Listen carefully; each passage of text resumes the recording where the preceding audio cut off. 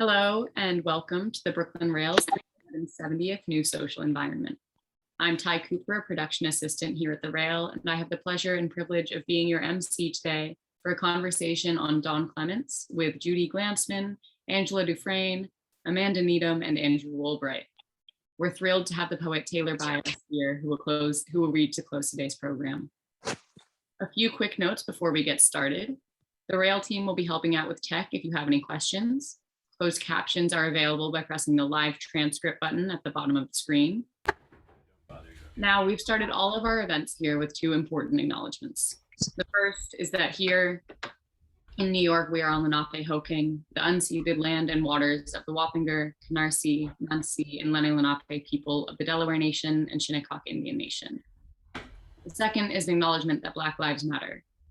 The heart of both of these acknowledgements is a commitment to the liberation of the oppressed and solidarity for all who struggle for freedom, in recognition that when it comes to liberation, our histories never unfold in isolation, as said by the great Angela Davis.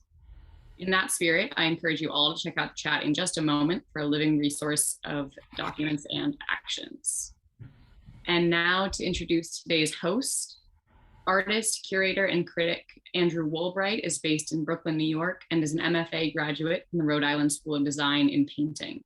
Woolbright is the founder and director of the gallery Below Grand, located on the Lower East Side in New York. In addition to curating, he writes for MoMA, Eflux Art and Education, Two Coats of Paint, and White Hot Magazine. In 2021, Woolbright curated a survey show of the work of Kathy Goodall at the Dorsey Museum. The show Density Betrays Us with Angela Dufresne and Melissa Ragona at the Hole, and we'll be curating a version of that show with Dufresne and Ragona with Vacancy in Shanghai in 2022. He currently teaches at SUNY New Paltz and will be an upcoming resident at the Sharp Valentis Studio Program in Dumbo for 2021-2022. Andrew, take it away. Hi, thank you so much. All right, I'm going to try to get through these introductions very quickly because we have a lot to get through, and I think everyone wants to hear most about Dawn. Brooklyn-based artist Angela Dufresne is a painter, teacher, and occasional writer who has shown her work in the US and Europe since 1993. She has been the subject of 23 solo exhibitions and participated in over 100 group shows at the Hammer Museum, MoMA PS1, the National Academy of Arts and Letters, among many others. She studied painting at the Kansas City Art Institute, earned her MFA in painting from Tyler School of Art, and has won grants from the National Academy of Arts and Letters in New York and the Jerome Foundation in Minneapolis. She is an assistant professor in the painting department at the Rhode Island School of Design. Thank you, Angela. Painter and sculptor Judy Glantzman is a New York-based artist and former instructor at RISD in the New York Studio School. She has received grants from the John Simon Guggenheim Memorial Foundation, New York Foundation for the Arts, Anonymous Was a Woman Foundation, and the Pollock Krasner Foundation, among many others. Her work can be seen in numerous public collections, including the Whitney Art Museum, Gray Art Gallery, New York, the Phoenix Art Museum in Phoenix, Arizona, the Progressive Collection, Cleveland, Ohio, and the Tampa Museum of Art, Tampa, Florida. Glantzman is represented by the Betty Cunningham Gallery. Finally, artist, educator, and designer Amanda Nedham is currently living in Brooklyn. She received her BFA in printmaking at OCAD University and her MFA in painting at RISD. Her studio practice is interdisciplinary with an emphasis on drawing. Recent exhibitions include Frida Smoked at Invisible Exports in New York, My Boyfriend is a Peacekeeper at Putty's Coronation, Are You an Undertaker? Answer no. Question, Are you a service provider? Answer yes at LE Gallery in Toronto, Extract 4 Young Art Prize in Copenhagen, and False Down at AUD in Dubai. Amanda has received grants from the Ontario Arts Council, the Toronto Arts Council, and recently completed Arthur's one-year residency in New York. Dawn Clements was born in Woburn, Massachusetts. She described her work as a kind of visual diary of what she sees, touches, and desires. Clements said, as I move between the mundane empirical spaces of my apartment and studio and the glamorous fictions of movies, apparently seamless environments are disturbed through ever-shifting points of view. She also stated that she wanted to see how static images might express time passage through gradual and abrupt shifts in perspective, light, palette, mark, and gesture. Clements' work was exhibited in the Whitney Biennial 2010 and include in the permanent collections of the Museum of Modern Art, Whitney Museum of American Art, the Tang Museum, the Deutsche Bank Collection, the Saatchi Collection, the Henry Art Gallery, University of Washington, and Colocao Madeira Corporate Services in Portugal. Thank you all so much for coming today. I'd first like to start with a repetition of mine that many of you have heard before. My students always hear at the beginning of every class, at the beginning of every community being brought together, which is a question I think it's important to acknowledge is, what do we owe each other? We live in severe times, and the questions of what we owe each other as artists, as humans, as siblings, as lovers, as friends, as curators, as writers, as makers, is perpetually and continually in need of being asked. Today, in answer to that question, I'm thinking of the word acknowledgement. The Brooklyn Rail begins every meeting of the new social environment with land acknowledgements, bringing power and empowerment through articulating invisible histories that canonical history tries to keep removed from our understanding of the world. But the Brooklyn Rail itself is a platform of acknowledgement. It acknowledges community, it acknowledges artists, it sees people that are otherwise left out of the trajectory. And today I want to also acknowledge and think about the acknowledgement that the artists here today in this interview were able to do. An important one of the most important acts we can do as artists, which is remembering the artists that are no longer with us, keeping their names alive by bringing them up in conversations, by talking about their work, by correcting history. Institutions market all the different values that try to depict history and understand how it looks and have an ownership of it.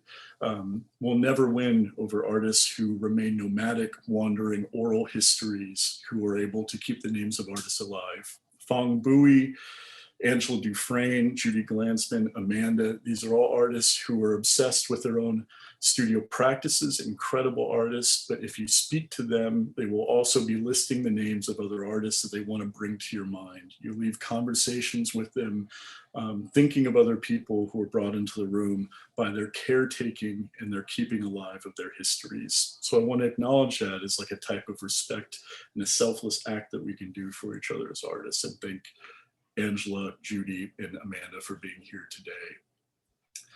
Amazing. Finally, there is an act of acknowledgement, perhaps is the word that I've been thinking about and thinking of in relationship to Dawn's work. Acknowledgement maybe is a word better than depiction, because depiction has a connotation perhaps of trying to render the world into something, an authoritative gaze. Dawn instead is more about an acknowledgement of everyday life, the non-event, the invisible made visible. She is just trying to not depict things, but instead see and host objects and the material things around us in a non-hierarchical way that Dawn was able to accomplish through her endless curiosity. Dawn went all the way. She was all the way in. She embodied contradictions, was a sensorialist, but also a self-limiting drawer that established rules that also opened her drawings up to wonder and enchantment. There's a lot to talk about today, so let's move on to that. And I thought it would be helpful for this lecture talk discussion to start with a few things. One, Amanda and I got to see the show yesterday at Amanda Contemporary, and we've included some photographs of writing from Dawn to try to bring her voice into the room directly to make her a part of the conversation. But to prime this conversation, to begin proximity and synthesis and antithesis, we're also showing a few works that maybe will give us a place to start talking about this ineffable practice that she was able to do that spanned it across mediums and even language. So first we have a drawing that is maybe in proximity to Dawn's work, this Davinci drawing of water, turbulent water being poured into other water. There's a density. There's the attempt at line communicating something that isn't able to really be depicted. There's also this next one of a storm, right? This red chalk drawing of a storm, if we can switch over to that one. Yeah, trying to show like air pressure, temperature, rain, things that can't be communicated in this drawing that almost looks like a giant eye floating over the landscape. And finally, maybe the weirdest drawing, one of my favorite drawings of Da Vinci. Would we skip one? There it is. Wow, the drawing, painting in his sketchbook of the Tuscany in the Chiana Valley.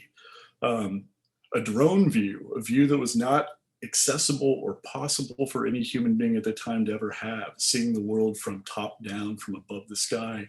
Da Vinci tried his best, right? Tried to understand the land by walking it, by feeling the grass on his feet, and trying to understand what a mountain, what a hill, what water might look like from above, and filling in the gaps to the best of his ability, but also very inventive. And so with all that being said, let's switch back to Dawn, because I want to hear in particular what Judy and Angela might think about these relationships, both how they relate to Dawn's work, but also how Dawn has carefully rejected them.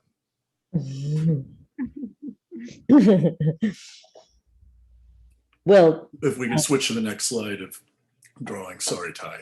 I didn't. Yeah.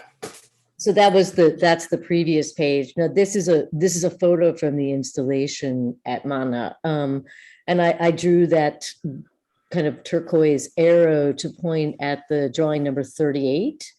So if we go 2 ahead, I think that drawing is in the presentation. It's a touch drawing. There we go. This is a series of drawings that Dawn did in the 90s and a little bit creeping over into 2001, 2002. She maybe did the last one. I'm not exactly sure. But in a interesting way, these map a kind of abstract, almost mapping of the body through touch, which is, I know, something that Judy really wanted to talk about. These drawings aren't perceptual in the sense they're not, as the old saying goes, ocular or retinal. They're based through touch, and this idea of like finding these surprising indexical ways of perception without relying on depiction is, to a certain extent, the way that she managed to map her body this way through touch. So the right side is drawn with the left hand, and the touch of the hand is what is actually recording, is creating the language, the visual language to translate these realities without being seeable per se. I don't know, Judy, did you want to say something else about that? Uh-oh. Judy.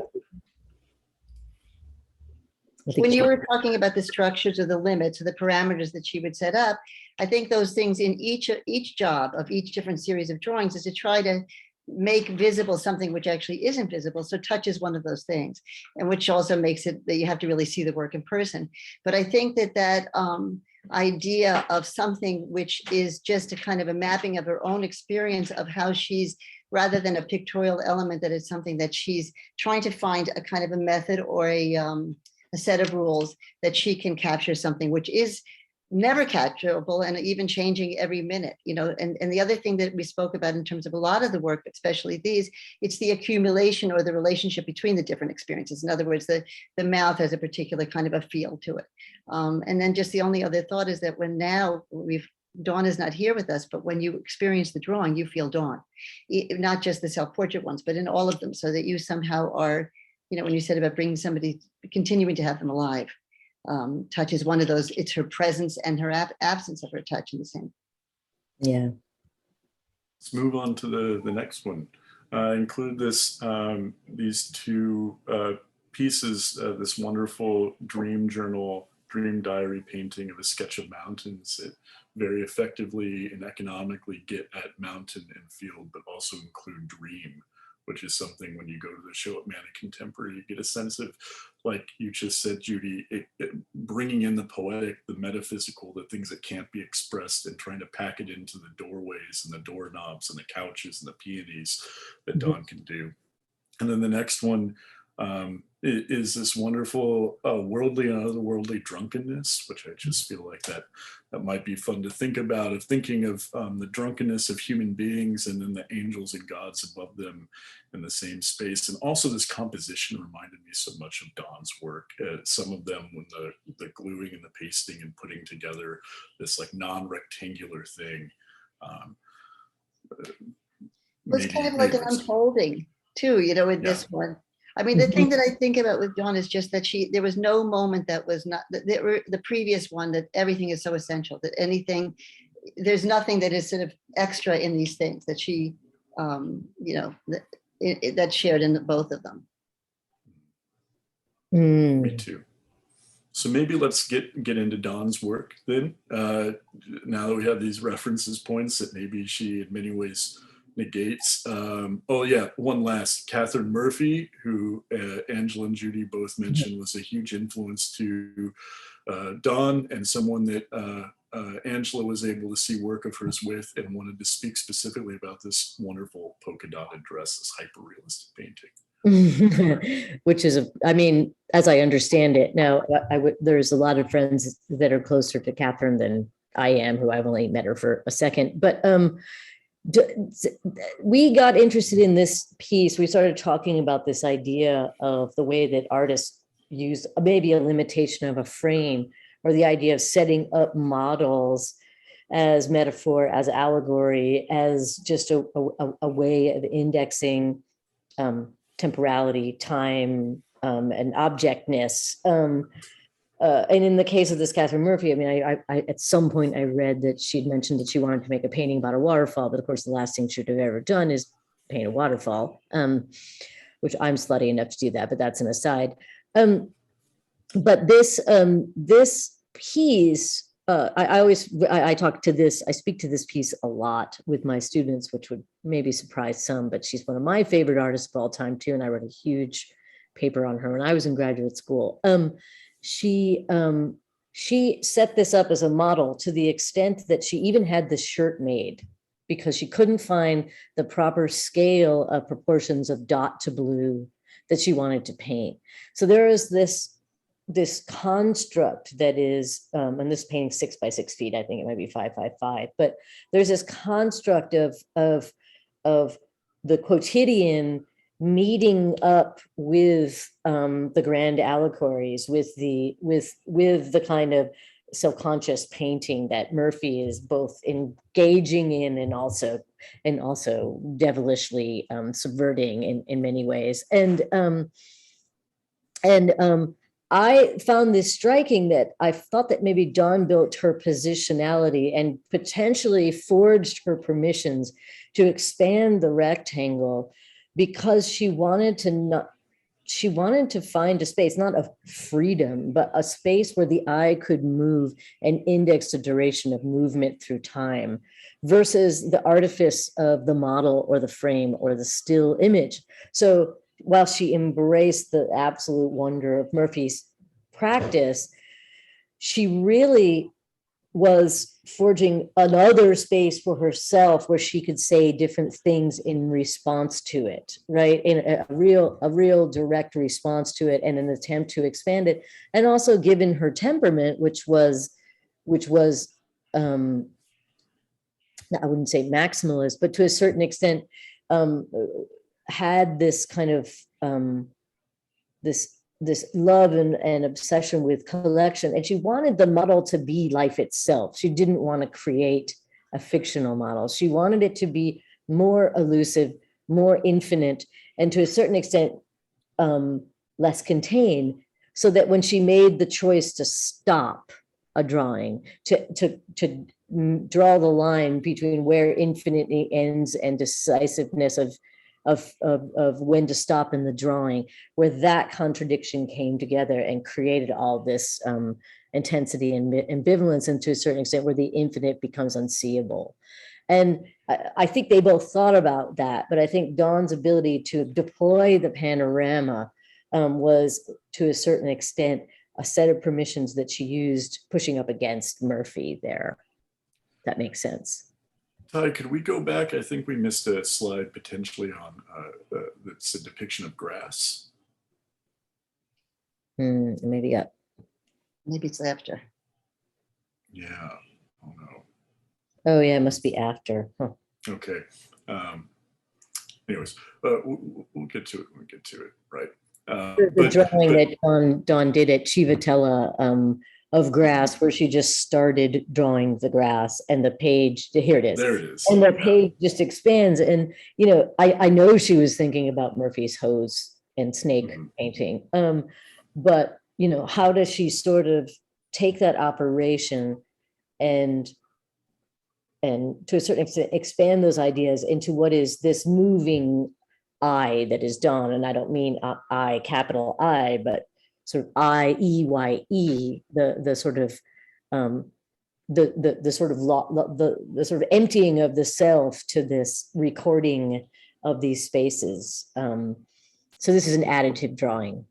Well, and also this is a great, what a simple drawing to start on, kind of from Dawn. Other than the touch drawings, it's just grass, right? But obviously infinitely more and complex. And has there ever been a depiction of grass on this level? But I think this is also a great time to bring up how she's not like Davinci and how the references are before, because this is, like you said, different than the model of Catherine Murphy. The model, life itself was the model, but specifically Davinci would have never done this with grass. It's interesting because when she was working on this drawing, we were writing back and forth, and she said, you know, I've always been amazed by Piero, those flowers in the grass. I just loved those flowers, and I thought they were metaphysical. And then when I was drawing the grass, they were there. I was just like. I think implicit in both of them is the, you know, intensity of doing it, but the impossibility of it at the same time. And even the kind of acceptance of it's a translation. This is not a thing. This is, you know, her sort of counting each one. And so I think that there is, I know that when she was making it, she had to kind of box it, you know, she had to kind of rope it off so that the guy that came to, or the person that came to do the lawn didn't, like, you know, didn't get rid of it. It's wonderful. Yeah, well, also, would this be a good time or maybe an appropriate context to think of? Because I look at this drawing and I think that maybe there's a point of thinking of Dawn as a feminist artist or a feminist counteraction to Davinci in some ways. Well, you talked about it a little bit earlier, you know, when we spoke before this about the kind of notion of the heroic, and certainly Dawn was against that notion. And so maybe when you said Davinci wouldn't, like, in other words, she's not over this thing, looking over it. She's inside of this thing. She's as small as this. She's a part of this thing. And I think that the humbleness to her doing that is a very big part of her work. And the attempt to not aestheticize, like the attempt Angela has also spoken about, that there isn't the authoritative depiction or the attempt to render natural life into line and hatching and cross-hatching. Instead, Dawn is doing her best to be completely objective rather than subjective. I mean, I think she is, and then she's also always in the decision as to when to stop at the edges of infinity. Let's say that that subjectivity is indexed. I mean, I think she was aware of those two, neither of those positions being obtainable.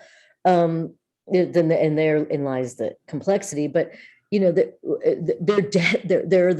are definitely the polar opposite of the monolithic. I mean, in a funny way, you know, you could put, I won't say the P word, but maybe let's say Lee Krasner next to this, right? And that's, I mean, whatever, I love Pollock, and Dawn loved Pollock and loved de Kooning and all of those guys. And the idea, I think actually Katie Siegel talks wonderfully about this idea of like the decimation of the monolithic in some of the radical thinking behind abstract expressionism, which is some of the more meaningful, juicy stuff that comes out of that movement. It's in this drawing. It's the sense that when life is this abundant, objects are these densely packed. There is no monolithical idea to stabilize the viewer, and I think that's something that she was like, I don't know, able to live with, which I think many artists are sort of incapable of, to a certain extent, not having that hierarchy. I think it is monolithic. I mean, I think that even in all of these pieces that are interdependent and make one thing at the same time that they, and it is almost like in the black and white ones, you see it even, more, but in here too, that in a way she creates from the space, the white spaces in between those things. So even if they're super highly packed as one thing, there's also the kind of the holes, the rabbit holes that you can go in, you can go under, you can, but there is a kind of quality in all the work that also it makes this one big, complicated kind of a unit, and it's the kind of interdependency at the same time that it's made of its singular parts. It's interesting. I love that, Judy, but it's also like a convex monolith in some way versus a whatever. Mm-hmm. Vertical. Wonderful. That's why it's so amazing to see the oval. I've never seen the oval drawing before in person. Mm-hmm. So remarkable to see it in that show with all of the other works, because that feels so much more traditionally monolithic, and to stand in front of it and like this idea of wholeness and this maximalism that's poured into it, like, wasn't enough for Dawn. And so she sort of spreads out and creates this work that exists on a continuum that gestures towards the infinite. The idea that, you have this piece that feels like it was made for a gallery, it was made for a museum, it requires, like, there's a very prescribed way of moving it and moving about it, which limits the possibilities, I feel like, of that drawing. Just the idea that she would take these giant drawings and fold them and carry them around with her. And you can see that, and you can see all the folds, and they're so sculptural and magnificent for that reason, but they really lived these lives and they absorbed all of this spatial noise, because, Dawn was such a spatial drawer and just wanted everything to come into that. And that's why I think too, it's interesting to start with Davinci and this idea of this impossible aerial perspective, because, Dawn is bringing in, like Judy was saying, there's the invisible and there's the visible. And I feel like text is one way to sort of create these placeholders for all of the unseen that's out there. So I really, really love the text being introduced into these expansive landscapes. And even in, the sense of sound. I mean, like the chatter of the, and it's in here too. So it's like, that's another sort of undefinable thing that kind of radiates out. You can hear it. Yeah. Yeah, I mean, and this one has an incredible sense of swarm, and was chronologically one of the earliest pieces that's in the show outside of the touch drawings, one she worked on for 5 years. And this really is, like you brought up, Judy, cacophonous. Like, it is a swarm of material, and oftentimes kitschy in some ways. There's like a real investigation of radical hierarchy shifts, of like giving complete attention to soap operas and things on TVs, as well as like the intimate poetic. Could we go back to the bed drawing, the first colorful one, because I think that could. Yeah. So this is my bed, plain d'odeur légère. And I took some images on my phone that, again, bring Dawn to the conversation herself through some of her note-taking, that would be on the next slide. I love these two little notes she left. Different colors take different lengths of, what is that? Time to decay. To decay. Which I would love to hear all of you speak about color. And then the next one next to it, don't be blind, honey, pleasure has its price. And the third one, the next slide, sometimes, and it's hard for me to read this one, but I think it says women, which would be interesting. Sometimes women have to look the other way. That's just life, which obviously seems tongue-in-cheek, and seems like she is, again, redirecting that authoritarian scopic regime into, sometimes there has to be the infinite, right? But how do you think about Dawn's use of color when she uses it? The black and white are so unbelievable in terms of that kind of, like, they're a puzzle, like a yin yang, and but in terms of the color ones, they have that. I mean, this one in particular, you have to come up close to not realize that some of them just seem so collage. Like she, whatever the red was, it wasn't just a color. It was like it was a feeling and a section, and in this particular one, it's intense how different those things are that belong together. I think that goes to because I'm going to stick by the fact that they're not monolithic, but that they have a monolithic projection, but that it's really about the swarm. I love this swarm in there. And to a certain extent, the way that she was able to shape shift from different textures, the way she was able to actually embody through touch these different materialities is to a certain extent, I think it was a really tricky transition for her to go from the ballpoint pen that she was using and Sumi to the watercolors. She was like in a real panic that they were going to just become total pastiche. But then she was never afraid, and she went there with it in a way. But the way in which she used a kind of the color in this sort of, I don't know if it's like subservient, but a sort of dutiful mimetics with the object. I think to a certain extent, when she used the color not allegorically, but in adherence to these objects that she was depicting, the color became like just uncanny and poignant and potent beyond an expressive thing, right? There's a way in which the labor of understanding and learning something through depicting it became the driving force, not the expressivity of color. I think that's really something that that from her really early works when she was a younger artist and she was painting in oil to these is like a intergalactic leap in conceptual and like strength in the works. I don't know, maybe somebody else wants to jump in on that. That's fascinating too, because maybe it's a clue too. I was blown away by how many moments within the drawings that when language is brought in, it has a relationship to time, the static image having a time ability to it. And this idea, it's like, you're totally right. And I want to hear from Amanda, but I don't see the color as expression like almost at all. But I like this idea of this note she left to herself that colors burn on the retinas at different lengths of time, like using color to keep us concretely on something or repel us towards something else, like thinking that how to take a static thing and keep our eye floating through it, through this like idea of retina time, like even condensing color into a length of time was interesting to me. But Amanda, take it away. What do you think about the color? Oh boy. I love the color. I love the black. I feel like the language of mapping and cartography, for me anyway, is really useful here. And I think the show embraces that in a big way because it's such a giant, beautiful space.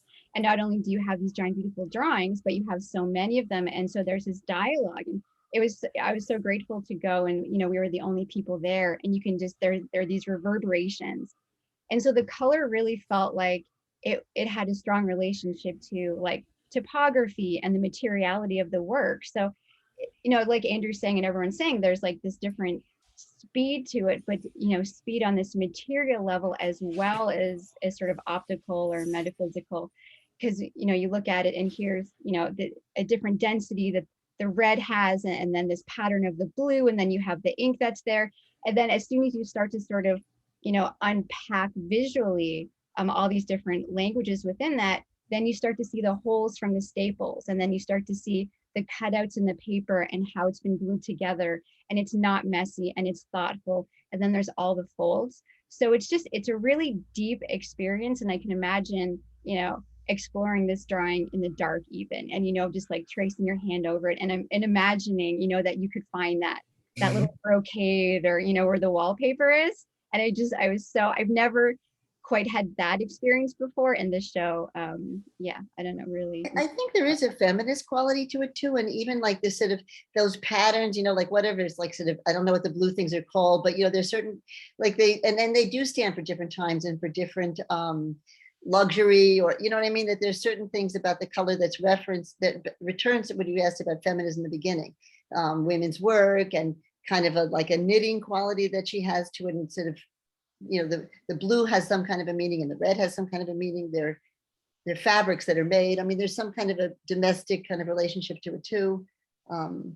There's something important too along that line that I wanted to tie in to both what Amanda was saying and what Judy was saying, which is it's important about these things being watercolor in the sense that, and all of Dawn's work, that she's walking on a tightrope. You know, when you read about like Agnes Martin, not not allowing herself to revise those paintings, right? Like if the pencil line is not perfectly straight and meanders in a certain way, she burned the painting. And Dawn, even though these are so handled and added to, and every once in a while she would cut out a piece and put a new piece in, but the final image, nothing was ever painted over or revised. So it's also one of the reasons why you have such access to her as the active translator, because you're literally looking at something that happened, that could only happen once in that occurrence on that layer, and the paper is always present. That's why I think besides the folds and everything, it becomes so sculptural, because it's really live on stage. I mean, if she meanders off, you feel the failure. And I think she also embraced that too. If she distorted or missed a pattern, I mean, you can see it in this little detail on the left where the scales are not quite off. That's part of it. And she was constantly committed to revealing her limitations through the materials she used, which were unrevisable. And she was really, really, speaking of systems, committed intensely to that as for the work. Yeah. Showing it's just ambition and failure. You know what I mean? It has a tremendous ambition to it, and a willingness to show the failure in that impossible ambition. Yep. Love that. Let's move on to the next slide, because this is opening up into other things. Let it be said here and now, as far as historical art is concerned, Dawn Clements 2010 has to be considered one of the most ambitious years of any artist ever. The next three drawings were all done in the same year. They are massive, they're monumental, they are gargantuan feats. And Amanda and I kept talking about, I don't even know how she was able to do this. Just speaking of condensed time, all three of these in the same year, and probably more work. There's Mrs. Jessica Drummond's from the film My Reputation. And I saw this moment that's hidden in like the door frame. It says tear count sadness index, which I mean, completely, put me on my heels, threw me on my ass. We can go back through this, but in the next slide, she also did Untitled Black and White Table. This is maybe less a swarm than a sprawl. And I was interested in this material replacement, how the glinty filigree has some of the same textures as like the plants and the textures of like the melon. Like there's this like material confusion in like a really wonderful ontological way. And then the third one of that year, which is one of the many profound metaphors perhaps of her practice, is Boiler, which barely fits this massive space in New Jersey. You have to go and see it. And again, the fact that she did these three drawings all in the same year is mind-blowing. But maybe there's something there about sprawl versus swarm, about density here, about material, or how do you think of these three works in this year in Dawn Clements' life? Well, she did the Boiler on site. This was, I mean, it's sort of like the inverse of maybe an installation practice or whatever. It's a play on it in the sense, Pierogi has that amazing space in Greenpoint that has this that's called the Boiler because there's this old boiler in it. And it was like an opportunity. And maybe you could even say it was a durational performance of a drawing. I don't know if Dawn would maybe want it called that, but in the sense that she drew as much as the boiler as she could possibly do, and then hung the drawing in a kind of mirror configuration as to where the boiler was situated in the space. I think Judy mentioned this yesterday, but the more dense part of the drawing, that's basically, she got totally wrapped up in the surface, and again, of the affect of that surface, trying to translate that into the materiality of the paper. And the Sumi ink were, I think this one's, yeah, Sumi ink, that she was, spent the first several weeks.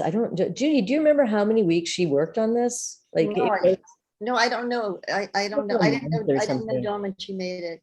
But it was about a month, I think, but if Susan was here, she could say. But she got really hooked into that section. And then at a certain point, realized she wasn't going to be able to fill the whole drawing with the time window that she had. And then she sort of started to embrace the more architectural aspects of it. It's, yes, Lynn, it's utterly jaw-dropping. That where she was able to kind of go back into this topographical sprawling mapping of all the pipes and organs and I mean bodily organs of this object. I mean, the dense part, when I look at it here, but you see it in real, is it almost looks like a rubbing.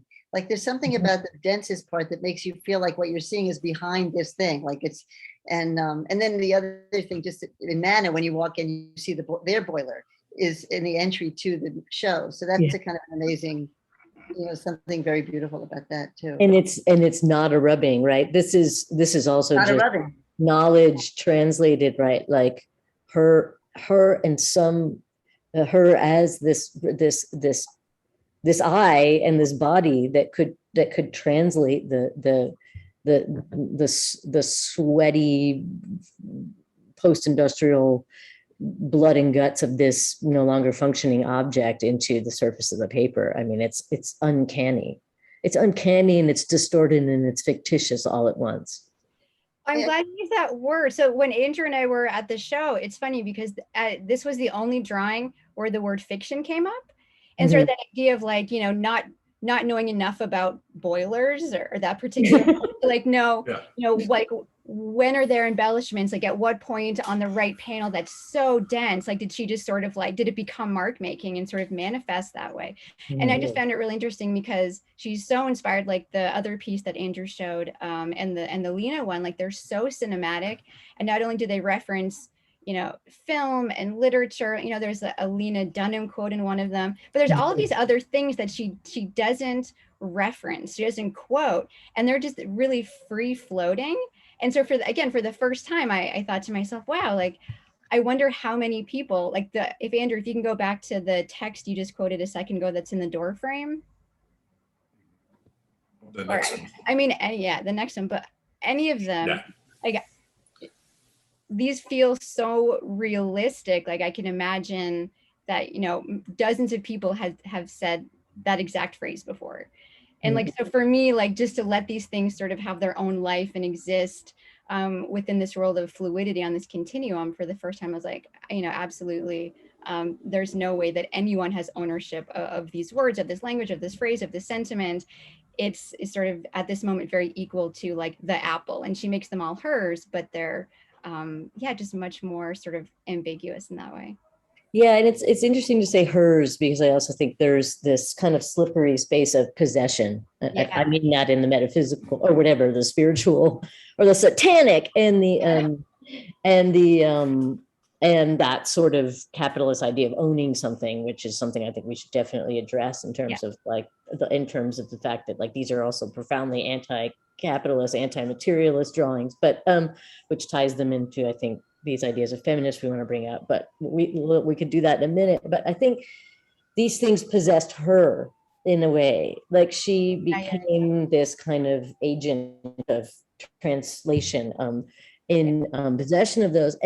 And what's interesting is that it's not just the image that she's perceiving or what she's rendering, drawing, whatever. There is also what's happening outside of the physical thing we're looking at. So it's important to say that all these quotes, I think, Amanda, you said it basically, but that all these quotes come from, Judy, sound that she's listening to alongside these images. So the sounds that are around her, whether it's on the radio, whether it's the record she's listening to, whether it's the soap operas or the Western she's watching on TV, she's found a portal for those sounds to live within the things she's perceiving. That's where the text most often comes from, although there's also notations, books and things like that. But I think it's important for people that aren't entirely familiar to know that that's where a lot of the writing comes from in the drawings. I also think that all the work is performative, even if it's that crazy idea that you're privately performing. And I think that that is like, you know, that even watching those soap operas and stuff. In other words, it's a public-private kind of a thing. So I think the Boiler had that, but I think all of them, or like you're aware of how they're made when you're looking at them. Are you aware of somebody made these? Or even if, like you say, for the 3 years she made these, like the intensity of that experience is part of the work. It's part of the value of the work.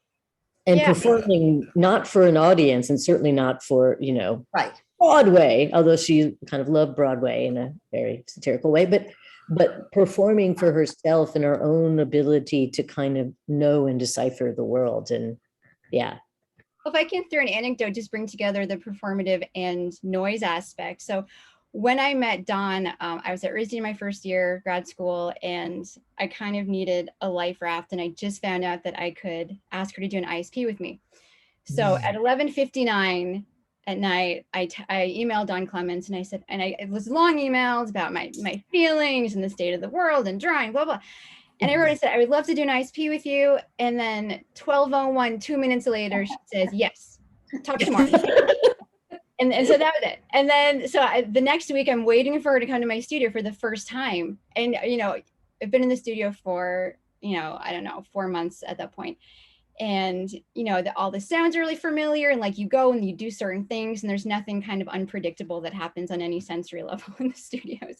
And so it's in my studio and I hear this loud noise and I smell this incredibly robust perfume, and it's Dawn, and she's down the hall.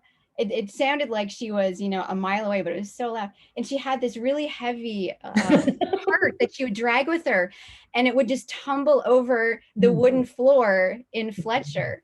And so just to be able to hear her and smell her before she even entered the room, I mean, that's something I looked forward to every week. So even just her actual physical presence was so sensory and sort of existed on the peripheral that way. And maybe is part of why she just sort of embraces that so much and prioritizes it. So. Yeah, gorgeous. Let's move to the next slide. Maybe one last thought that I was struck by this this incredibly, you know, we've talked about, or Judy and Angela have said that James Castle, Sophia Mangold were influences to Dawn, but there's so many moments where performance come up, but also like conceptual and institutional critique.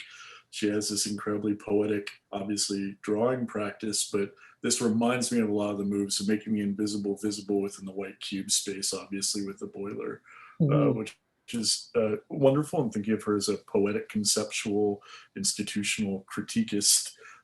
Getting along with it was interesting. Next slide, maybe. Or if we get to the oval, I think that'd be great. I would love to hear Judy and Angela, well, Amanda too, because value is something that consistently comes up with Dawn and her work. Like, what did Dawn cherish? What was valuable to her? And how did she sense and think of value within culture and objects and things that she collected? Work was of great value to her. You know what I mean? When you were saying about those 3 years, I mean, I wanted to, if we can go back later to the two images that we skipped ahead on, because they're the exact same image, but the color in those makes them so radically different. But I think that Dawn, I spoke, but you know, we talked earlier about class, and I think her idea was that as an artist, she was a workaday person, and that there was the kind of, so there was a kind of a work ethic that was extreme. And I think that was something that she valued a lot. I think that that the work mattered more to a certain extent even than the tangible world or the tangible objects that she surrounded herself with.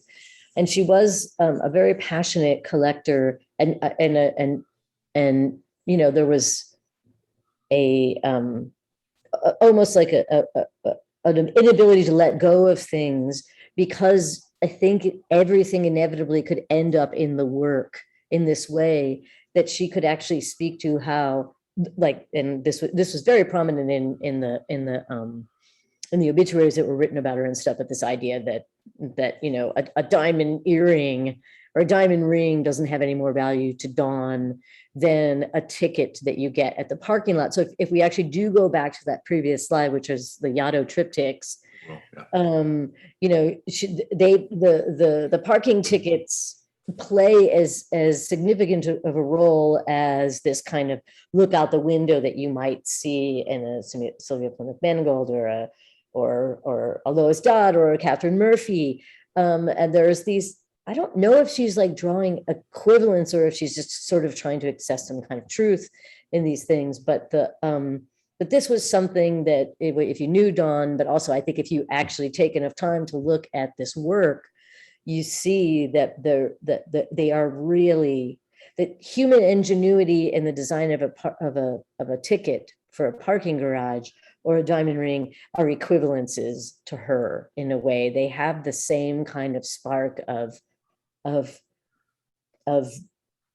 human ingenuity, of this inventiveness of people making these objects communicate and create a system of like exchange from person to person that becomes a document of what it means to be alive and operating in this insane, you know, like capitalist quagmire that we're in. And these drawings are very much speak to that without any preachiness, without any kind of didacticism. She's showing there. So maybe let's really quick to intro and talk about the works directly. This is on the 6th floor of MoMA, and this is starting what will now be 2017 to 2018, the last year. And these were works made at Yatto. And can we skip through the slides just to explain the parameters? Because maybe this is the triptych that is most a game and most about perception directly, maybe. The panel that's the same still life done 3 different ways. The first one on the left was done graphically with no shadows. The second one is full color rendered, but at night, showing reflections in the glass window above. And the third is rendered during daylight hours with the view of grass outside the window. So it's the same scene, but different parameters each time to arrive at different conclusions. I mean, there certainly is something to me about the counting, and especially that it was the last time when we talk about time or whatever, that it was almost, you know, the counting of things, and not just in terms of value, but even in terms of time, that she was aware of her own limit, and but if you think about collecting things and the kind of, these are the same objects. So it took me a while. I mean, how stretched they become through the language of each different thing. They're almost they're just entirely different. They're like different, like as if every day is a different thing to you, even though. And I just wanted to say that, especially when she was later in her illness, she loved MacGyver. And when Angela was talking about the ingenuity of things, it's like that, you know. I love that. I wanted to chime in here, if that's okay, Andrew. Can I just chime in and just sort of cite the sort of like, because we'll jump ahead maybe to the hosting conversation a little bit, because to a certain extent, I think Dawn is kind of hosting us into the like wonder of these objects that are not spiritual, that are like actually phenomenological, like profoundly existentially, politically pointed. And I remember reading this essay by Jan Verwoerd about hosting, and he's writing about Virginia Woolf. I think Dawn was a big Woolf fan, and I think rather than speak of modern authors that were really like sort of like trying to sustain a duration of experience and a durational time-based, that's redundant, sorry, time-based way of talking about life, of living and being surrounded by objects. I think the Dawn, like these 3 drawings in particular, I think she creates through the space of the drawings a space that hosts the viewer to become aware of the power of these objects and of time. And so this quote from Verwoerd, I think, is important. So Woolf's writing indeed gives us an invaluable chance to grasp on a deeply intuitive level how the sensitivities of those who host the social relate to the assumptions of those who perform it. Phenomenologically, that means she permits us to sense how social time is made to flow, who makes it flow, who goes with that flow, who profits from it, and thereby hopefully enables us to exercise some of the demons and recognize some of the potentials that linger within the horizon of hosting and cultural performance. To a certain extent, I think the panoramic functions for her that way. The way in which she weaves together different perspectival conditions, indexes that duration as well. And I think these three separate drawings, which are very consciously three different time of day conditions, let's just say, do that as well. Beautiful. Let's move to we have about 15 minutes, and I want to make sure we keep moving through everything and keep picking up on the language of hosting, because that's so important. This is Three Tables in Rome, which is downstairs, but done in 2017. On the left is an artificial table that looks like wood grain. The middle is a purely artificial table. The table on the right looks like a wood grain table. There's different kind of arrangements set up.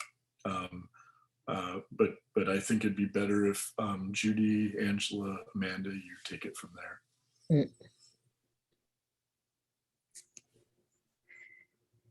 You know, we talked, with the idea of the difference of the Catherine Murphy in the way that she sits into that rectangle. And I think that the kind of, unevenness, or the kind of the kind of outside shape being sort of also a kind of a, they maybe like, as time went by, the third one took more time, you know what I mean? That there's a certain kind of a sequence that is shown by how the shape of this thing gets changed. For me personally, like I thought of, especially to the right, but when you said the artificial wood grain, like to me, it just makes me think of Van Gogh. It just makes me think of this kind of like, and so it's even like a landscape on that, the wood is kind of like a landscape in a certain kind of way. And I think in a very brave way, she's revealing what she's going through. And that she's taking these cancer medicines, that she's experiencing. And so to me, I mean, but this is a drawing that kind of physically on the outside shape makes it unfold in a different kind of a way, which is, the other thing I just thought of when we were talking before, and it's sad in a way, but actually what she leaves behind is, it is so beautiful to see these, and not having her here with us, so it's to just feel and see her, because she is so much emanates from, she is in the work so much. That's also going back to that Jan Verwoerd essay that Angela brilliantly brought up. There's a quote where she talks about the host of this event, the social activity that's being maintained. It makes the hostess shrink, that she becomes exhausted at the end of the day of hosting, that she shrinks and becomes more invisible as the social life engages more. And I do think potentially there's that thing happening with the drawings of the 2017, 2018, where so much physical stress is coming on her that it all gets put in the drawings. Like you said, Judy, she expands out into those, while there's this obviously going through cancer treatment. There is a cerebral move here too, which is one of the most difficult parts of this drawing, which is why, I mean, I love Josephine Halverson in one of the talks we did said it's a masterpiece. And I just love that. If there was anything that you would fling that word at, it would be this drawing, the Three Tables at Rome. She did make this when she was in residence at the Academy. And it was not the only drawing she did, because she worked a lot, but there is in the center section this kind of really clunky, awkward section next to the lamp, where we actually enter into what is reflected on the computer screen, but it might actually be the video inside the laptop screen. And I say it's cerebral in the sense that, she was really into directors like Fassbinder or Cirque. I mean, to go back to her study at Brown in the semiotics program, where she was studying at the same time with Todd Haynes. So you see the philosophical intersection there. But this thing that, that she was always obsessed with in directors like Fassbinder or even Joseph Losey, who she was a massive fan of and read every bit of information, every biographical bit of information about him. I still need to catch on that. But anyway, this is a shout out to us, that cinematic technique of showing frames within frames, of windows outside of the narrative, of cause and of causes that exist outside the picture, and also of that mirror that so many brilliant directors use to kind of index, in a Brechtian way, to index the artifice of things, right? The way that things are stacked up on top of each other, the way that there are spaces within spaces and infinite. And I could go on and on, but I think that's a very important part of this drawing. She was also insecure about it, in the sense she was like, I don't know if it's working. And I was like, exactly. It's working perfectly. Like, it's doing what it wants, it's doing what it needs to do.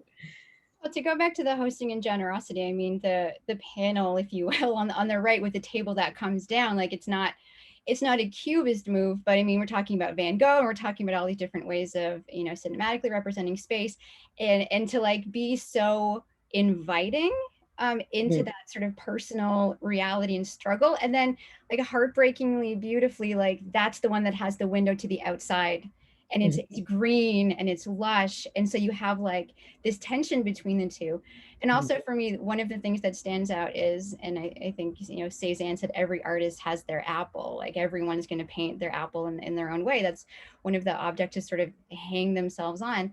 That apple on the middle that was been referring to as like the work table, or the table with the most artifice there, that's the table that has that rotting apple. And it feels like, you know, for the first time there's an agent, and it's sort of experiencing time in this stage-like way. And there are a few other ones that have sort of that type of momentum where an object has that kind of agency. So I was really struck by that apple moving towards sort of like this other world where there's this coexistence of like, you know, the reality, and then you know, the nature and what that stands for.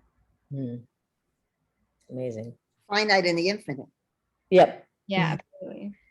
Let's move to the next one while we're on it. Yes, Name of the Rose, also done in, this is done 2018, and named after listening to Umberto Eco's book on tape while making this drawing.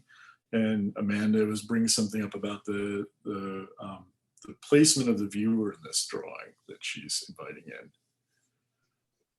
Whew. Well, yeah. So when we went to this show, I was thinking a lot about oblivion and infinity, and it made me go back to this John Berger conversation between him and his daughter about Mantegna. And it begins with talking about this room where he's painted trompe-l'oeil windows, people, and Oculus, and then he ends the essay by talking about the dead Christ here. But can I read a tiny bit from it? Do we have time? So it begins, John Berger, how do we begin? Katya Berger, let's talk about oblivion. Oblivion doesn't need paint, it sculpts. Oblivion leaves traces like white pebbles. Nothingness is before and after any pebbles or memory. The whole of everything can only be grasped by oblivion. This is why oblivion, unlike forgetfulness, has its own accuracy. Oblivion is survival. And then to skip ahead a little bit, we are the precipitates of what our parents couldn't forget. We are what is left. The world and our words, like the ones we are saying here, is what is left from everything that has been dispersed. To be oblivious is to travel to the essence which remains, this stone. And it, you know, they're carving at this idea of oblivion, and how oblivion is one half of memory, and so there's this impossibility of forgetting. And I feel like Dawn does that with her drawing in such an amazing way. And then and so there's this moment where John Berger's talking to Katya's daughter, and they're in the museum looking at this painting of Christ, and they're sort of wondering to themselves, is the perspective totally right? The head, the feet, is this too big? Is this too small? And one of them, I think Katya, lies down on the floor, and they're trying to like confirm the accuracy of this perspective. And I've seen this drawing before, and it feels slippery because it is so sort of, the perspective feels kind of wonky, but then to sort of think about that and to even, you know, be able to do that in the gallery because nobody was there, like it's so tragically right, because there is that bend that implies a certain type of bed or sitting. So I couldn't stop thinking about this essay when I was looking at this one particular drawing. That's all. Beautiful. Let's move on to the next one, the table with mirror. Yes, McDowell works. Yep. Yes, and I love the note in this one. Sorry, I have to make the screen a little bigger. It had another sense to it, like dreams, like all dreams.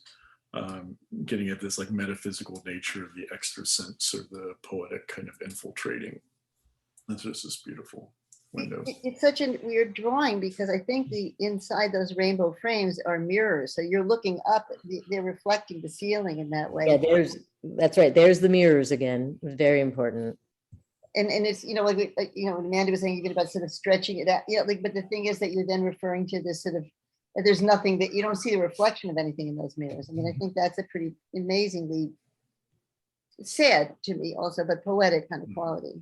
I feel like oblivion is always tied, or the infiniteness is always tied to a body. And I think these mirrors especially exemplify that. And I have a good friend, and whenever we see a mirror, we saw Dawn show it during her memorial. There was a really beautiful hangover work, and this was in the show. And every time my friend and I see a mirror on the street that's facing up, we like take a picture and send it to each other. So Dawn just finds a way of still being a part of my everyday life. But yeah, the idea of how that the invisible, the sublime, the infinite is always tied to something physical, and to sort of operate between those spaces so gracefully, and with ease, it's just unlike anyone else. Even the kind of cheesy, you know, in the writing and the, like the idea of the rainbow itself, you know, and like that kind of a, you know, it's a funky kind of it's a funny metaphor. It's not really a, you know, it's got kitsch to it. I remember going to Mantua with Dawn, which is the home, of course, of Mantegna. Now that the Christ in Repose is or is it a Lamentation? I can't remember.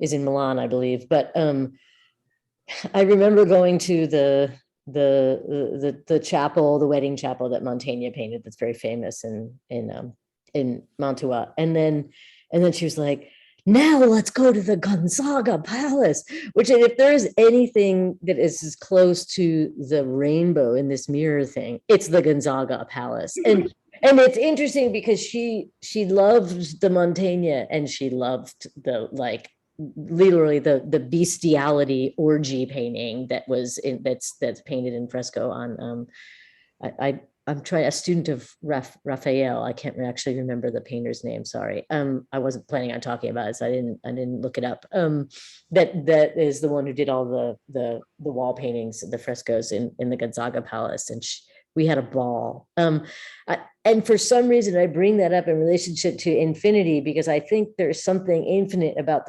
that thinking, that there's this incredible moment of philosophical innovation happening, and she's not hierarchizing that above this utterly pastiche, kitschy decadence of the Gonzaga Palace. She's down with both. Going back to P.S. going back to what Judy and Amanda both said about mirrors, you know, there's the Warhol quote to describe himself through a portrait, that he's two mirrors pressed against each other, which, like, mirrors require physical embodiment to reveal anything. If no one is looking, the mirror doesn't reflect anything. So it like you said, Judy, it's a mirror that it doesn't have any reflection in it, which implies that Dawn is not there to look at it, or it implies that we, the viewer, have to step in to actually see the reflection there. Yeah. Two mirrors don't reflect or let us see anything beyond them. Amazing. The next one, let's move to the Titanic drawings. We've got three more, everyone. Thank you for bearing with us, but trying to do service to Dawn and her legacy. It's interesting because in the Judy shared this text by for mythologies by Barth, who Dawn adored, and the text on Jules Verne and the ships and he, in the most hilarious language humanly possible. I just think he is the funniest person that's ever lived. Oh my God, he must have been such a fun old queen. Anyway, the mockery of Jules Verne's like Enlightenment imagination of like creating a container, packing it tight like an egg, like the inside of the egg to the shell, and having it be this, sort of Robinson Crusoe, like the human organizes everything, categorizes it, catalogs it, names it. And the boat is the perfect metaphor for Verne in the sense of like it becoming this really anthropocentric methodology of telling story and framing the world. And then in the end, Barth says, but really it's the Rimbaud painting when the Rimbaud poem of the drunken, which goes back to, interestingly enough, this Iranian print, the drunken boat where the human is taken out becomes the place where real perception can happen when the human is decentralized. And it was interesting that Dawn was so obsessed with the Titanic movies. And I think it was straightforward in the sense that she loved those kinds of melodramas. This is the Stanwyck Night to Remember Titanic, but she drew from almost every Titanic film ever made in the show that she did in 2006 at Snug Harbor.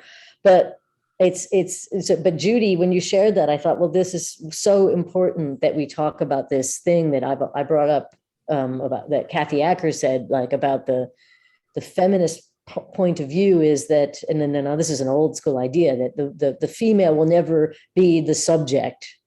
We will never accomplish the I within the Greco-Roman philosophical tradition. I'm not saying I agree with that, but whatever. And she was like, and basically Kathy Acker says, fuck that. I want to be the EYI, right? And I think that's Dawn in this drawing, in all these drawings, but in a way she is the EYI observing this melodrama unfold. And it relates to that Barth's thesis on the difference between a reactionary Jules Verne to Rimbaud. I don't know. That's where I land with this. I mean, I loved in a way the writing.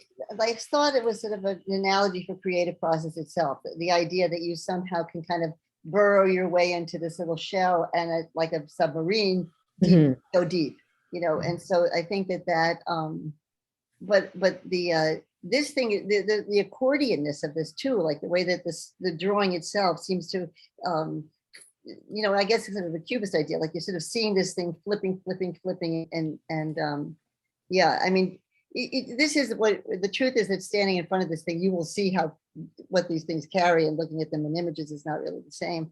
But I love the idea of the journey, and and in a way we are looking, whether it's through the films or through her going to these different residencies or wherever she was, the place itself she would burrow in a way, and find her. But it came out of a kind of there was something about even the way that she lived, that she kind of created a kind of a safe place for her, but a safe little cabin for her to go as deeply into something as she could. Yeah, that's why too I love seeing this and the oval beside one another, because I looked at the oval and then my first thought was, okay, I remember that time that Dawn was in my studio and she said, don't draw faces. No, just don't draw eyes. Like, don't do. And she, she wasn't that kind of person who came in and told you what to do. But I look at that oval and there's all of these people and so figurative. And then like you're talking about this sort of self-contained person, like, you turn to look at this Titanic drawing and then all of a sudden it's like Dawn POV, and so I really love that about it, to have those two in relation to one another. Beautiful. I just want to read this. I want to read this last sentence from the Barths, just because I want it to be said correctly. So the ship is no longer a box, a habitat, an object that is owned. It becomes a traveling eye, which comes close to the infinite. It consistently begets departure. So this is the journey thing that Judy's getting at here. The object is the true opposite of Verne's Nautilus. the object that is the true opposite of Verne's Nautilus is Rimbaud's Drunken Boat, which says which says the boat is the I, and freed from its concavity can make man proceed from a psychoanalysis of the cave to a genuine poetics of exploration. And that's, I think, what is that dawn as a verb, not a noun, is the poetics of the exploration, whether it's in the film scene here or the tabletop. Wonderful. We have one last slide, and the Nautilus is perfect, like everyone is saying, and the host, incredible analogies. That it is about taking the sailor, taking the seafaring person off the boat, letting the boat exist on its own. It is Dawn allowing herself to become the invisible so the drawings can become more visible, and putting and storing herself into these last drawings in a way that talking about going all in, effortlessly, endlessly, ineffably, all in, always with Dawn. But last thoughts about finishing, thinking of this drawing untitled Clock and Flowers. I'll leave it to you. It was the last drawing. Mm-hmm. And that it's the clock. I mean, you can't, it's and even the thing that you were saying about leaving herself out, like actually there's so much of this that is for us to fill in, or that is, so these were just flowers that on her windowsill, and that died as she drew them. Beautiful, but very sad. Yeah. Up to the end. Up to the end. Definitely. Making the generosity that's owed, that she felt that she owed a debt to all of us to make these things, and to herself to finish the way she did. I think if no one else has a closing thought, I'll open it up to question and answers, but I'll first say thank you to everyone here, and thank you to artists who feel that they have a debt to keep the names alive of other artists who are no longer with us, who feel protectors of their histories and their knowledge to pass it on to others. Very much appreciate that. Angela, Judy, Amanda, for always being that advocate for those people, and specifically Dawn. Thank you, Andrew. Thank you so much. Can I just say one? I just didn't get to do this at the beginning. I want to say thank you to Angela and Judy. I went into the show thinking it's going to be so crushingly sad because, the number of drawings are finite. And I went in and I've seen a few of these drawings a handful of times in the last couple of years. And it just allowed me to have such a different experience. And I left knowing that, I didn't have to try to memorize and read everything. The work goes on, and there are these new contexts and proximities and dialogues. And so I'm just personally grateful that you are, taking such care. So thank you. Well, I also thank you. I also just want to really make a huge shout out to Joe and Susan at Pierogi, and also Audrey, who for years was the assistant that worked at Pierogi. They've worked so hard with us in terms of archiving the work. For anyone who wants to access Dawn's archive, it is housed at Brown University. And people, write a book, seriously. It's not going to be me, obviously, but because that would be horrible and I wouldn't want to torture people like that. But also, if anybody wants a list of the films she collected, I have a database of that. I also have a database of every record she ever owned. There are things that we organized when she passed that were just indicative of what her appetites were and how interesting her life is, and we're really trying to work towards that. So there's an amazing archive of her work at Pierogi, and those guys did an absolutely tremendous job putting the show together and of making it possible for us to really facilitate this discussion. So thanks, Joe and Susan. And thank you to Mana Contemporary for hosting this show. It is up until September 4th, I believe. Yep. There is hope. There will be more shows of Dawn. There will be other contexts for Dawn. It will keep going. That being said, this show should not be missed at all. Make it to New Jersey, see everything together. It's a unique space that gets to house so much of it at the same time. So hope all of you who haven't yet get to make it out to see the show while it's still up for the next 2 weeks. Go upstairs, go to the 6th floor, go upstairs. Yeah. Both floors are equally amazing, and plan to have lunch or dinner in in the square, because it's the best South Asian food in the New York area. Like, seriously. So any questions? Does anyone want to unmute and ask a question, or are there questions that people would rather? We can jump right into Q&A. I want to first thank you all so much. I was furiously taking notes this entire time and have been really excited by all of these things that you're saying, which I have questions in a moment, but we're going to go first to Jackie. Jackie, you should be able to unmute to ask your question. Can everybody hear me? Yep. So one of the things I wanted to comment on that really, really struck me is, we're talking about the objects and kind of their philosophical conceptual meanings, but they just feel there's such a strong presence of Dawn when you look at those objects. And I was particularly thinking of that with the Yatto triptych, which in some ways to me was like even more kind of like heartbreaking than the very last drawing. And I was noting like there's this one little piece of paper that has on it one Dawn, one pancake, one bacon, which must have been some kind of order, and the fact that it's such a tiny amount of food. And it to me, like, that's one of the things that she was so amazing at, is like paying such attention to the details and kind of the very specific real things that just happen to be on her table that become a huge narrative. And really, to me anyway, I just felt like she is so present in those 3 drawings.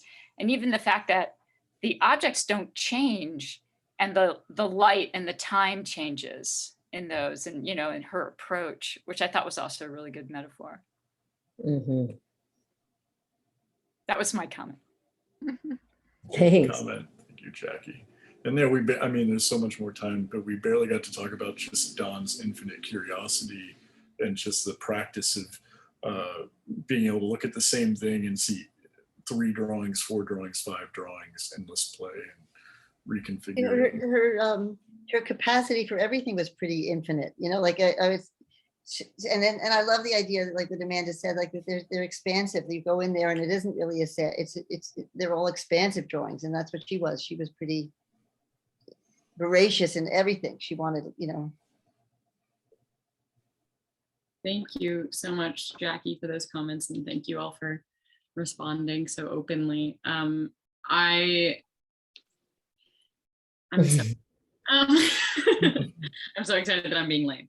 I was thinking so much about what you all were saying about translation and mapping and sound, and how these things enter the work without, I feel like a lot of times when we think about sound entering work or pop culture entering work, we think about it as a sort of like a loud invasion.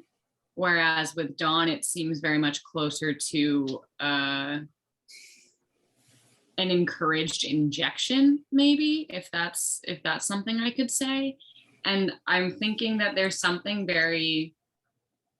courageous about letting like genuinely mediocre art like invade your work or inject into your work. Like we were talking about, there was a note about like Lena Dunham, or maybe not mediocre, maybe mediocre isn't the word, but like very like contemporary work invading. And I'm thinking what your all thoughts are about mid-level art entering or mid-level media entering a work versus like something really high art, like, responses to Davinci, or really low art, like maybe like a B horror movie, and what that means. Is that clear? I'm very sorry. No, it makes a lot of sense. Anybody want to jump on that, or? I'd be interested to know from Angela and Judy. I think the oval drawing kind of comes at things, like Amanda and I talked a lot about the oval drawing, and for me, I saw that as such like a personal challenge in some ways, that Dawn was kind of capturing or bringing in, like letting the world in of like soap operas and kind of what's considered like lowbrow culture. And she had such a facility to create beautiful formalist drawings, and then makes this choice to spend 5 years kind of like at times depicting an aesthetic that's like close to like underground comics, or even gets close to like R. Crumb. And like that wasn't one of the most enjoyable drawings for me to look at, the swarm of it, and it didn't make sense to me, but it felt like a personal challenge to me that she took as, can I assimilate this too? Like the way like Joyce Pinsato says, can I make, you know, Donald Duck have the same language and intensity and pathos of abstract expressionism? Can I like bring this back? But I'd be interested to hear like what she was thinking about when she made that work, or how you interpret it. I'm sorry, I have to go. I have to go back to work. But thank you. Thank you. Well, I can speak to that. I mean, she was still working on it when we met, and it's important to understand like where she came from. She came from like a real working class family in a town that Barbara would have been the setting for Stella Dallas. I mean, I actually think that parts of Stella Dallas, the scenes in that film were towns that Dawn lived in Massachusetts. Like seriously, the one that Stella stays in instead of going to New York, whatever. But Dawn studied at the University of Albany with Mark Greenwald and alongside people like Michael Meads. If people don't know Michael Meads' work, Run, Don't Walk. I mean, he was first of all, I mean, and this is just me speaking here, and let me index that, total like fabulous pervert. And I don't mean like an abusive pervert, just a sexually liberated imagination, let's say. And he did that thing that Fassbinder would do, playing with how sexuality is embodied, and he observed that really diligently. So Dawn and him were schoolmates, and they learned a lot from the kind of permissions that Mark, I think, gave them to access things like I think Judy could speak to even more clearly, which were comics, right? Dawn was a huge R. Crumb fan, absolutely, as was Michael. He was really actually a photographer too, but can that man draw? Anyway, I just want to give a shout out to them in the sense that they were influencing each other, trying to metabolize the history of pop art, but trying to bring a kind of embodiment, right? And this is where I go back to the Barths, because what Barth says that Verne is an appropriationist, and I don't mean like Barbara Kruger or Sherry Levine, that appropriation is like insanely brilliant. Talking about like the consumer's capitalist kind of appropriation, where things are taken and used and deployed for your own benefit, let's say. Dawn was trying to metabolize that, but have a layer of sensuality and presence that gets back to a kind of individuation, but a much more phenomenological one, right? And that was the place where she came out of that. And of course, like rigorously studying and obsessing over artists like Fassbinder, who wasn't looking to Carl Theodor Dreyer for his cues, but to American melodrama, right? And I think it's important to know that like these people were trying to access quotidian, everyday detritus shit, but also, beautiful decorative things to speak to what is an actual human experience and not the mythological one, right? And so the difference is, Dawn is, I love what you said actually, Ty, about it not being necessarily things invading, but things being invited in. Inviting something in as a host is different than appropriating something to deploy it for your own benefit. And that's the thing that Dawn did. She invited all aspects of the world into the work and used her body to transcribe that, I think. I mean, I also think, we talk about the objects themselves and her having a kind of a democratic way of seeing a thing that she found on the floor of a ticket, the same as whatever sort of more conventionally valuable thing like a diamond or something. And I think that's what's true here too, that it's kind of like it's not really high and low. It's basically, she loved a lot of stuff and she was receptive without being, that distinction didn't matter to her. She was interested, like she genuinely valued things, not in the kind of conventional value system, but in the way that she valued everything. And so I think that's what I sort of think of it as. I also, the circle one, the thing that she draws is of the chain around the whole thing. That's the thing that really struck me, and how it even disintegrates. And yeah, I mean, those are doodles also. That's also like the quality of drawing is a different kind of drawing in a certain kind of way. She was receptive. I think that's the hosting thing too. You receive, you're not distinguishing what you're going to receive. Yeah, and this isn't some kind of academic comparison of high and low. I don't think that question really is even applicable to a certain extent. It's human interest. If it's intrigue, it's just the daily grind. Yeah, to her, there's no difference. There's that, yeah, I could not have possibly hoped for a better answer from the mess that I handed you. So, and now we're going to go to comments from Melissa. Melissa, I can unmute you now. Oh, hi, everyone. Yeah, sorry. Malvika wanted me to share this with everyone. I had just written in a comment I wasn't going to speak, but thank you. This has been fantastic. And as Angela and Andrew know, especially Angie, I've been thinking about Dawn's work with Angie for quite a while now. And one deep thought I had today was I was thinking that we often speak about her work tied to narrative cinema because she loved it so much, right? And studied it deeply and collected it. But the thought I had today was that there are two different kinds of infinity. And I think that's one way to think about time and duration in her work. And one was that idea of infinity, that a film strip, the ontology of film suggests that a strip can go on forever and ever, like a line like Carl Andre's sculptures or Hollis Frampton's thinking about cinema, because I've done a lot of work on this, so it's helping me think about that. And then I thought, but with Dawn, it's not just that movement, it's the indivisibility of a frame, or as Vertov was very interested, that space in between frames that goes on, or, and what like how we think of the time in between 2 points on a line that goes on forever. So it's that infinitesimal time that goes like that, right? And it's the tension between those two that is the power, because I kept trying to think of how to articulate that before, and I couldn't until this moment from this discussion. So I just wanted to share that and see what Angie thought about that idea, or anyone. Anyone. I love it. I mean, it's the idea that maybe painting traditionally, the time moves this way, film, it moves this way, but it still exists as a framed image. Yeah, I think I mean, I agree. Yeah, brilliant. Regona. Thank you so much, Melissa, for sharing those thoughts. I was like trying to read through this whole comment, and it's amazing.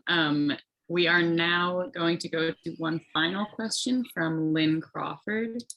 Lynn, you should be able to unmute now. Thank you. I hope I can string this together because this is just blowing me away. But I keep thinking about, it's been mentioned how she takes, everything in, but she has this amazing sense of how to whittle it, of how to make sense of it, about how to structure it. And the term I keep coming back to from the talk, the beginning to the end of this talk is from, in the indigenous culture and canon, this term of honorable harvest, where you have everything available, but you take just what you need. So it's basically not overconsumption or underconsumption. It's this sort of grace. It's the grace of exchange. And I thought about that during this whole presentation, the grace of her exchange, of her ideas, her expression of them, and the obviously multiple, almost the things that she saw, probably so much more than many of us ever could.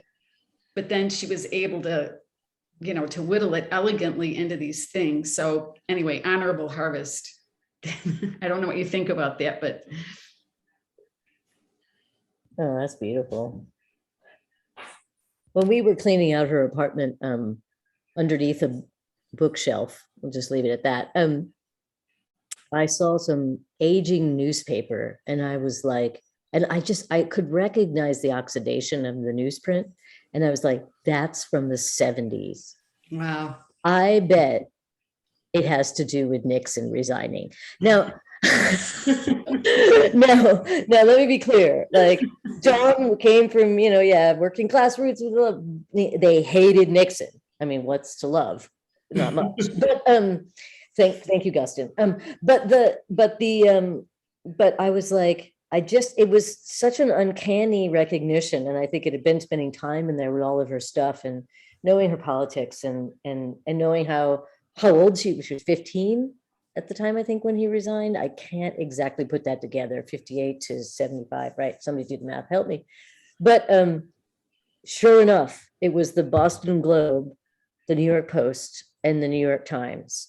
And all three of them, Nixon resigns on the cover. Oh, wow. And I don't know why, but I think that's a harvest too. like she is harvesting from the media, right? Like there's a choice, a selection of keeping and holding those objects and the significance as well. I mean, it's not, of course, exactly the same idea, but I made that association, so I thought I'd share. Well, we talked a lot about how in different work she sets up a different set of rules. And I think that when she sets up those set of rules, the harvest comes through.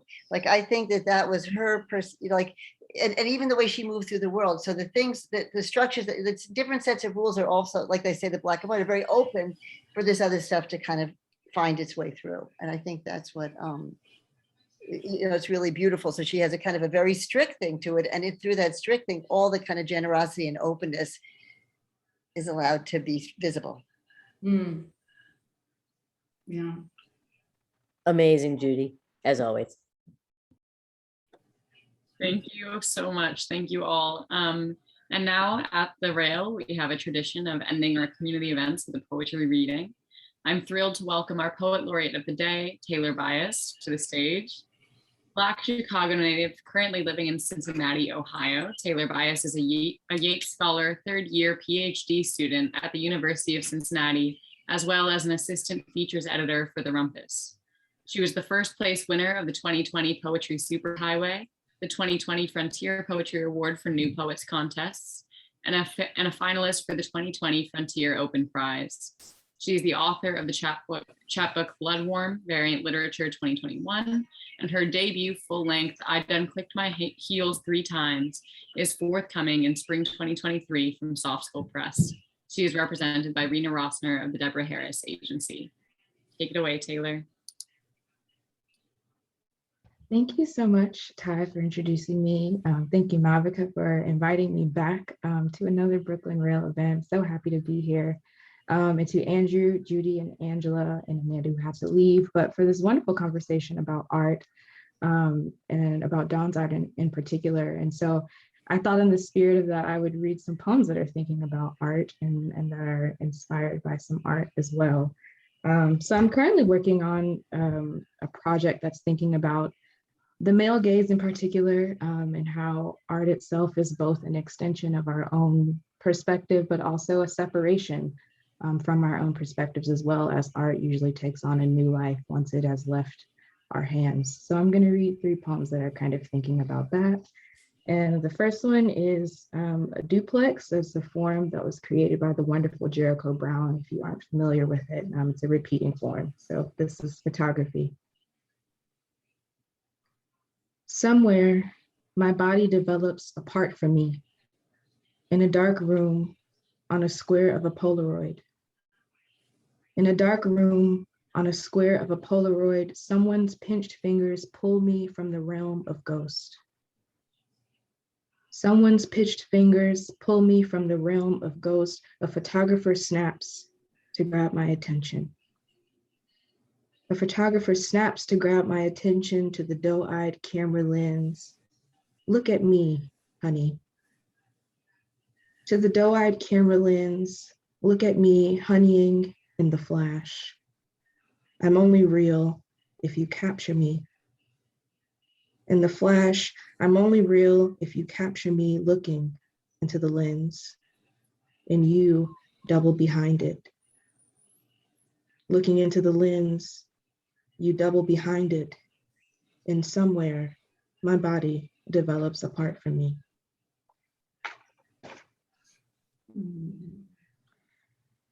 Okay, this next poem is inspired by a Renee Magritte painting. I don't know if you guys are familiar with Magritte, but it's inspired by The Lovers, which is this really weird painting in which a couple is in a loving embrace and they're sort of kissing, but they also have like sheets over their heads. So it's a weird thing going on. But this poem is inspired by that painting, and it's called Your Husband Says, Let's Try Something New. Your husband says, let's try something new after your anniversary dinner. A bit of Bordeaux still aging on the corner of your mouth. In the restaurant's dim corner, he frisked the top button of your dress undone, its plastic clicking against the gold wedding band. His hand a half-formed promise, counting the dips of your spine. You offered yourself up right then, plated, drizzled with need under the table. Your pantyhose decoration. His fingers dipped into the chocolate sauce on your plate, then paused at the bottom of your lips' altar, and you wanted to be the pen he signed the check with, an instrument to do his bidding. At home, he refused to be uncollared, untied, left in his cufflinks, said the night was about how far you could go without going or coming. Said, close your eyes. A few anniversaries ago, you opened a slim jewelry box and found a leather eye mask slumbering in velvet. So we can truly be ourselves in the dark as he slid it over your head. His body, a new body in that man-made night, a hunter gone prey to the beast he hoped you would become. Now, he crowns you with the elastic band once again, the leather's edge biting a curve into the bridge of your nose. Imagine we're both someone else, he whispers, guiding your hand to the gill of his boxers. A few seconds of clumsiness, teeth clicking, the choppy unzipping, your husband changing shape in your grip, your name changing shape in the air between the two of you. Imagine we're someone else. As he breathes someone else's name, asks another woman for mercy you will not give. Okay, and the final poem that I'm going to read is inspired by Henry Hewitt's Photos of the Vietnam War. In particular, there's a photograph that's taken of a body being airlifted, and it's taken from below, and it's just a really striking photograph. And I was also just thinking about the sort of oddness of war photography exhibits and how it's just a weird experience to be in one and to be looking at these striking images, but also like such devastation. So in the war photography exhibit, I find too many things wrong. This is also a burning haboon, a form by Torrin A. Greathouse, where the first part is a prose block. The second part is an erasure that's lineated, and then the third part is an erasure again, but it's erased into a haiku. So, 1. I do not name a specific exhibit because it doesn't make a difference. It's all the same. The black and white prints of children peeking through the blinds of gritty smoke, just dead bodies still opening themselves to feed what lives on. And what lives on must gaze into the camera. There's something about capturing the thing looking, Something about permission, being able to say, they saw me take it, so where's the harm? But the photographer forgets they lend us their eye in the museum, that in their pictures they capture more of themselves than the death-ridden landscape. In the war photography exhibit, I look at a picture of a lifeless body ascending towards a helicopter, and I know I'm supposed to think that this is something like going to heaven. And I also know there's no God here. 2, I do not make a difference. The black and gritty opening into the camera. There is the permission to harm, forget, capture. The death-ridden exhibit is a body I'm supposed to know. 3, name a difference. Each photographer forgets. This body is something. Thank you guys so much for having me and for allowing me to close out this wonderful event. Thank you. Thank you so, so much, Taylor. That was, all of those pieces were so incredible. And I'm thinking specifically of like how you're talking about the body entering the work and the artist being the work. And I'm blown away by what you've said here. And now the boring part, i.e. the end.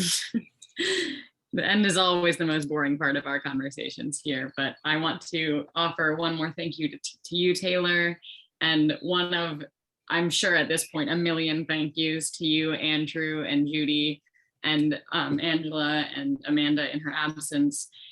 It has been really so lovely to hear you all talk today. And thank you all who tuned in today and for your incredible questions. Join us tomorrow at 1 p.m. for a tribute to Diane DePrima, featuring poetry read by Emil Alcalay, Robert Kelly, Sarah Larson, Aaron Shuren, Cedar Saigo, David Levi Strauss, Ann Waldman, and Neely Tchaikovsky. Huge day. And now you can all turn on your microphones to say goodbye as you leave. Thanks, everyone. Yeah. Thank you so much. Thank you. Awesome. Thanks, All his crew tuning in. Thanks, Thank you so much, Taylor. Thank you, guys. Absolutely love it. Thank you, Ty. Beautifully executed. Thank you, Andrew. Thank you so much. Thank you, you guys. Thank you, Amanda. Thank you, Andrew. Judy! Thank you, Judy. Thank you. Dawn Clements.